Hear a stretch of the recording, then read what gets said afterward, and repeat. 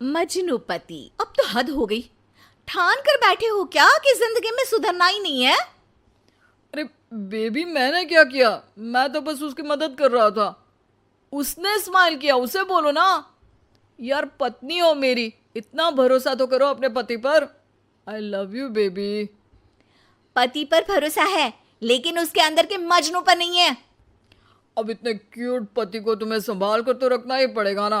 मेरा क्या कसूर बेबी।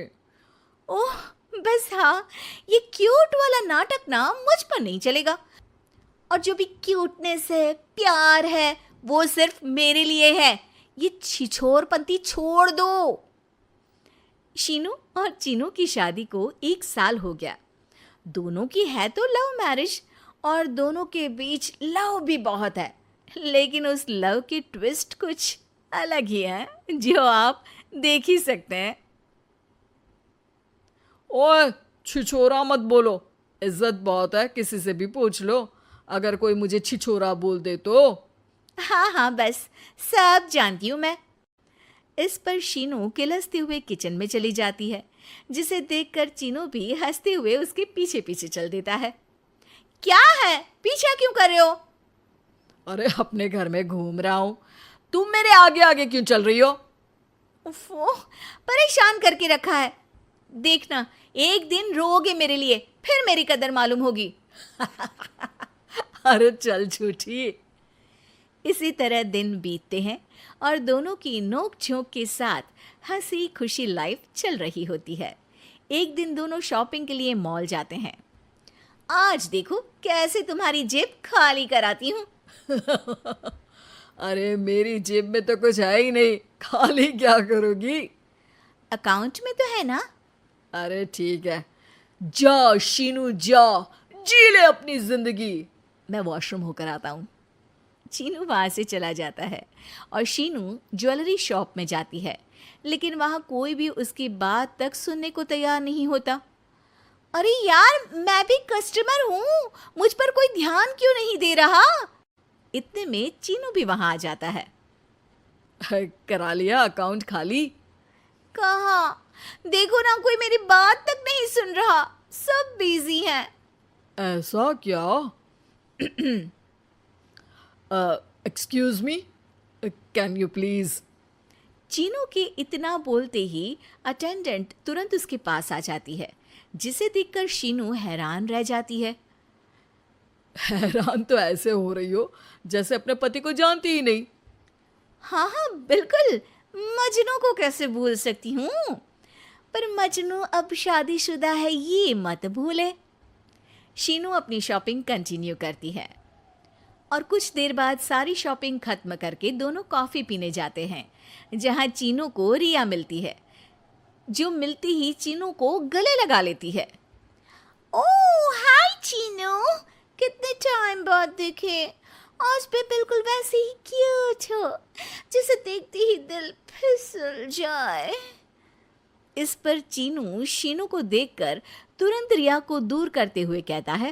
अरे रिया, मीट माय वाइफ शीनू। और शीनू, ये रिया है, कॉलेज फ्रेंड। अच्छा, शादी कर ली? ओके, मैं चलती हूँ, बाय।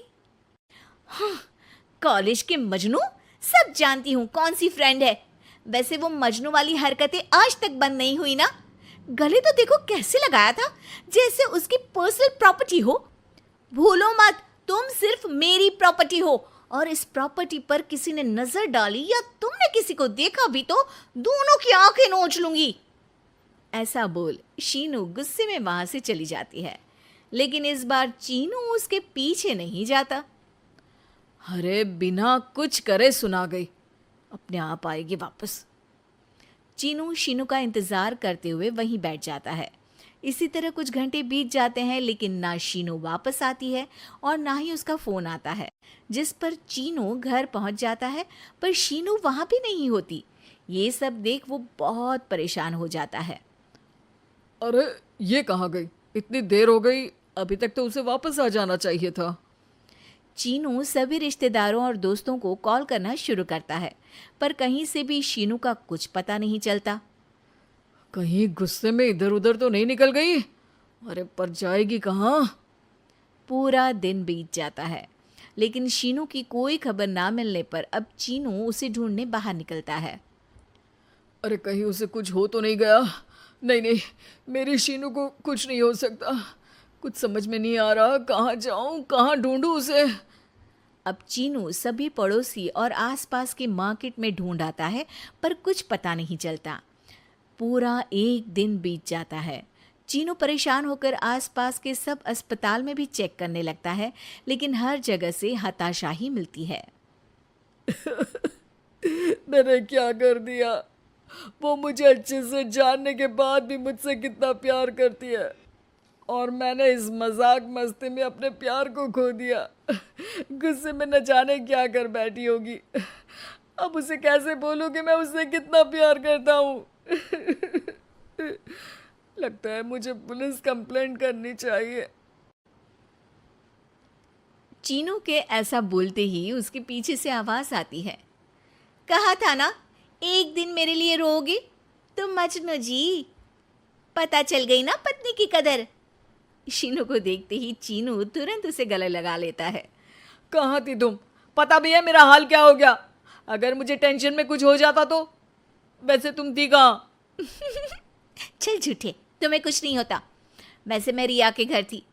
आखिर तुम्हें सबक जो सिखाना था, इसीलिए उसे अपने प्लान में शामिल किया, और आगे का हाल तो तुम जानती ही हो। तुम पागल हो, बिल्कुल पागल। ऐसा कौन करता है? जान निकाल दी।